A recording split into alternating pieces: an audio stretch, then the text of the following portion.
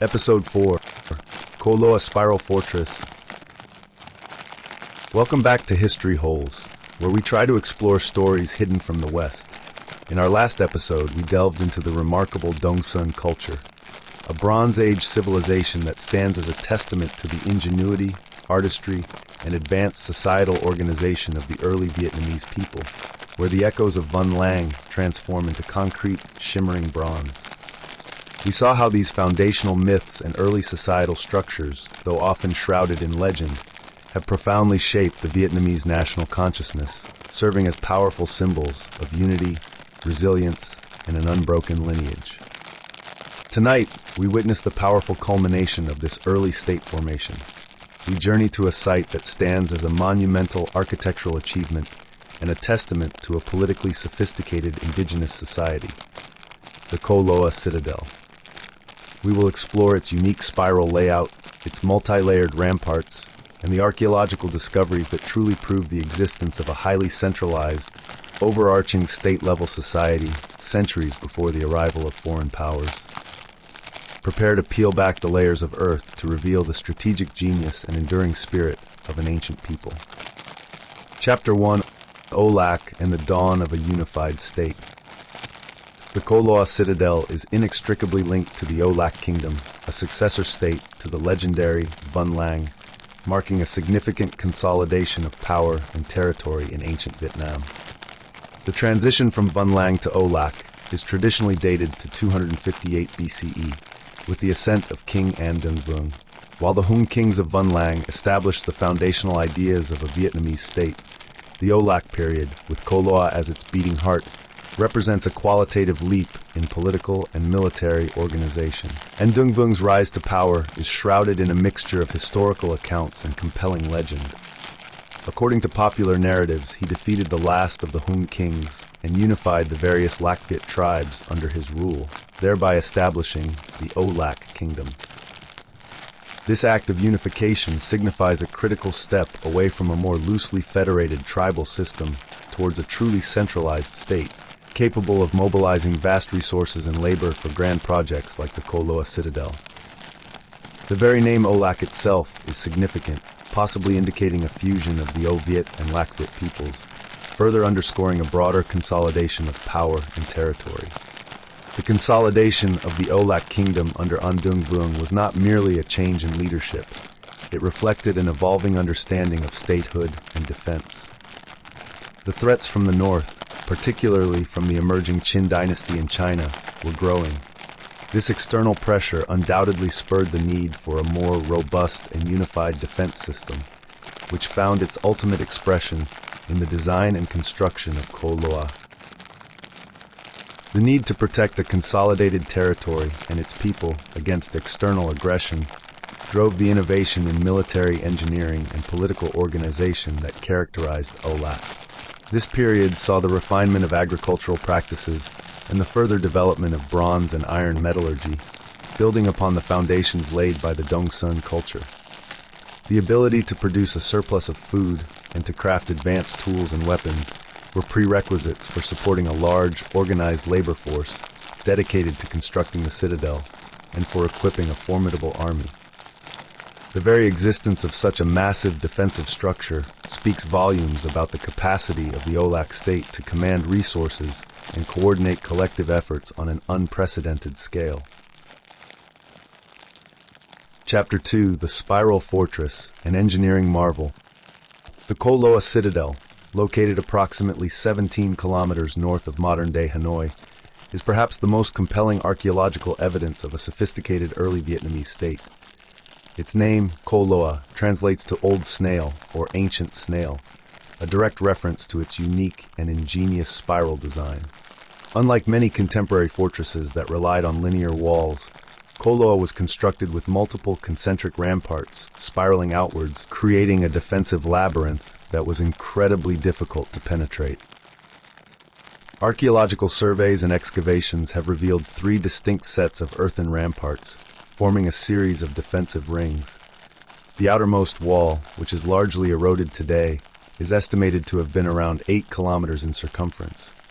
The middle wall measured approximately 6.5 kilometers, and the innermost wall, housing the royal palace and administrative center, was about 1.6 kilometers. These ramparts were not simply earthen mounds.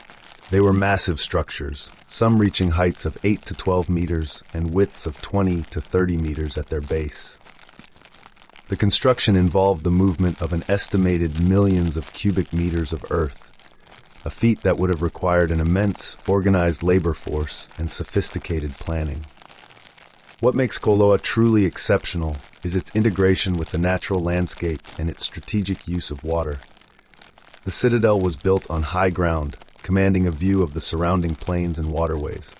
Crucially, a complex system of moats and canals, some natural and some man-made, interconnected the ramparts, providing additional layers of defense.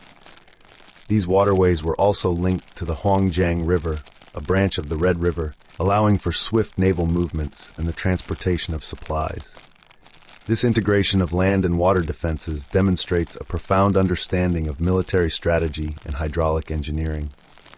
An enemy attempting to besiege Cổ Loa would not only face formidable concentric walls, but also treacherous waterways and interconnected defenses, making a direct assault incredibly perilous. The meticulous construction and strategic layout of Cổ Loa Citadel represent the zenith of early Vietnamese military engineering and societal organization. It signifies a move beyond basic defensive structures to a complex, multi-layered fortification designed for sustained defense against large-scale invasions. The ability to plan, construct, and maintain such a colossal structure is irrefutable proof of a highly centralized state with the authority to command labor, manage resources, and enforce a cohesive vision. This was not a collection of loosely associated tribes. This was a unified kingdom under a powerful ruler. Chapter 3: Artifacts of Power, Life Within the Citadel. The archaeological discoveries within and around the Cổ Loa Citadel further illuminate the nature of the Âu Lạc kingdom and the daily lives of its people. These findings provide tangible evidence that supports the historical accounts of a flourishing, technologically advanced society. Among the most significant discoveries are thousands upon thousands of bronze arrowheads.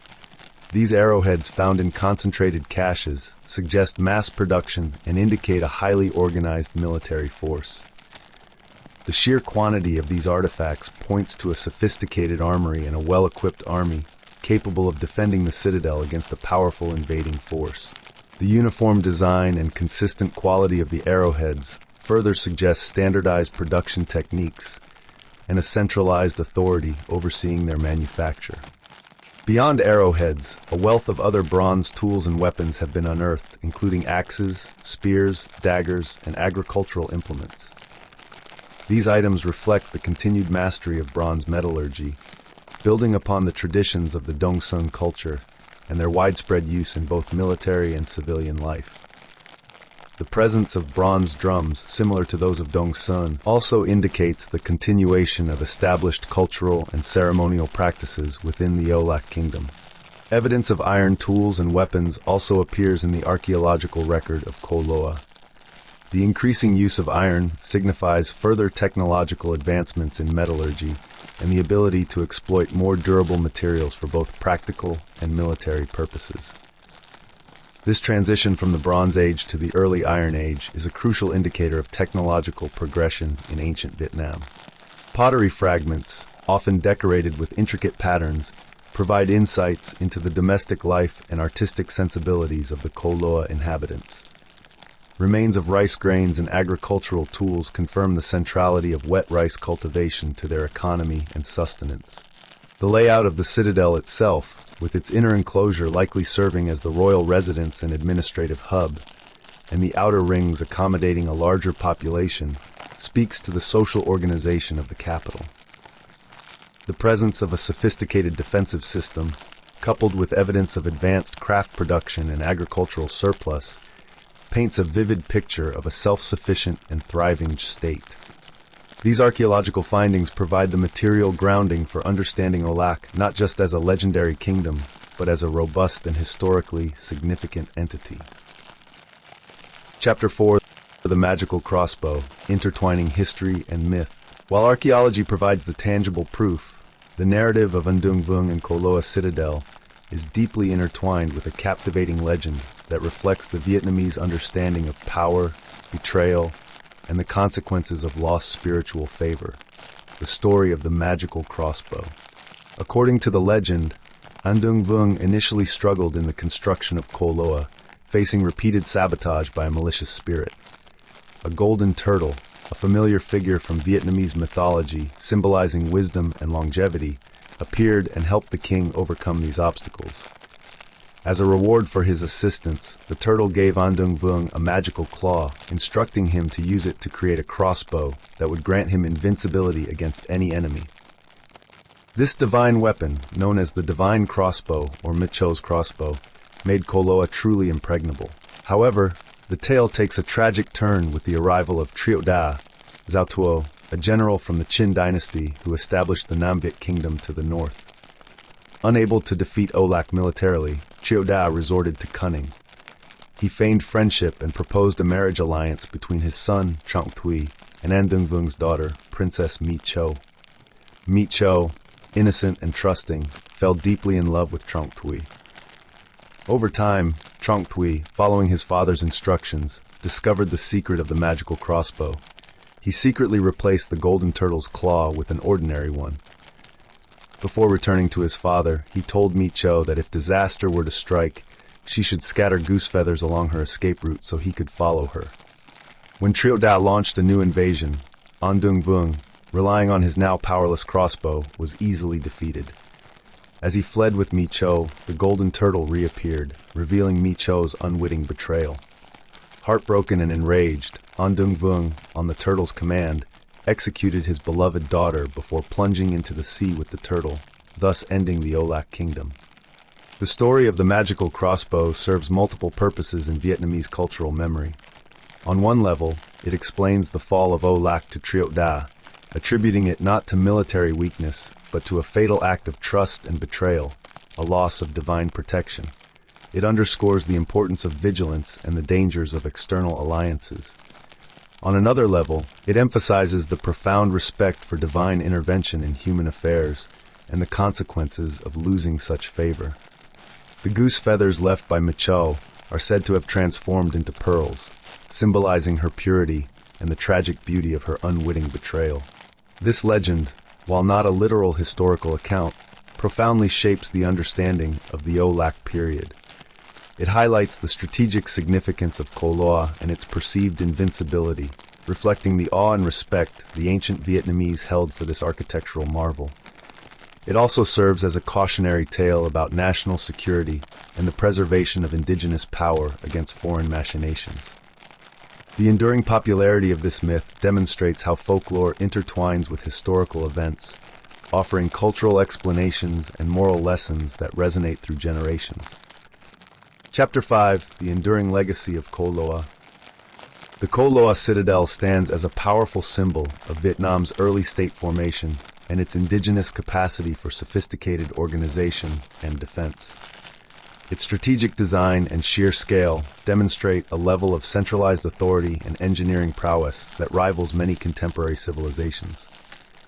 It firmly establishes that centuries before significant Chinese domination, Vietnam possessed a vibrant, independent state with a unique cultural identity and formidable military capabilities. The transition from Văn Lang to Âu Lạc and the construction of Cổ Loa were crucial steps in the consolidation of Vietnamese identity. This period witnessed the evolution of a more structured society, capable of undertaking large-scale public works and defending its territory against increasingly powerful external threats. The archaeological evidence from Cổ Loa, particularly the vast quantities of bronze arrowheads, speaks volumes about a highly organized military and a state focused on its own defense. The legacy of Cổ Loa extends beyond its physical remains. It is a source of immense national pride, representing a period of strength and independence before a long struggle against foreign domination. The story of An Dương Vương and the magical crossbow, though a legend, underscores the enduring themes of national sovereignty, the complexities of foreign relations, and the tragic consequences of misplaced trust.